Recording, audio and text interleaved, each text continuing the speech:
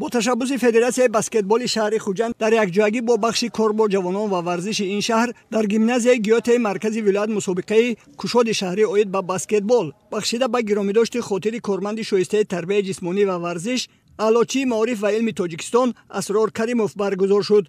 قید کرده شد که اسرار کریموف در طول فعالیت خویش در فاکولته تربیت جسمانی دانشگاه دولتی خوجند برای رشد و عمومیت ورزش و جلب جوانان به طرز حیات سالم سهم ارزنده گذاشته صدها نفر ورزشکاران را به وی رسانیده است. در این چهاربینی ورزشی که 10 روز ادامه یافت، دوستداران بسکتبال از شهر و ناحیه‌های جبار رسولوف، سپیتامن، استرافشان، خوجند همچنین دسته‌ها از دانشگاه دولتی حقوق بیزنس و سیاست تاجیکستان و دانشکده پلی‌تکنیکی دانشگاه تکنیکی تاجیکستان اشتراک و مهارت سنجی کردند.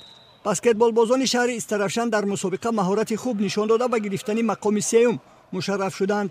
برای دریافت جام مسابقه دسته‌های خوجند و جبار رسولوف در دیدار نهایی بین هم واخوری دایر نمودند. در این واخوری بسکتبال بازان دسته خوجند مهارت بلند نشان داده حریفان خود را مغلوب نمودند و مقام اول جام مسابقه را صاحب شدند.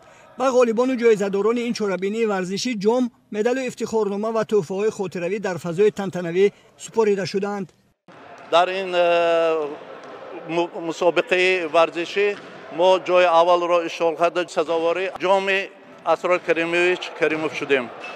ورزش برای سلامت خیلی مهم است. آینده جوانها که من در امروز اشتراک کردن آنها هم دعوت میکنم که به ورزش داخل شده خصوصا به بازی بسکتبال اشتراک کنند و سلامتی خود را نگه دارند.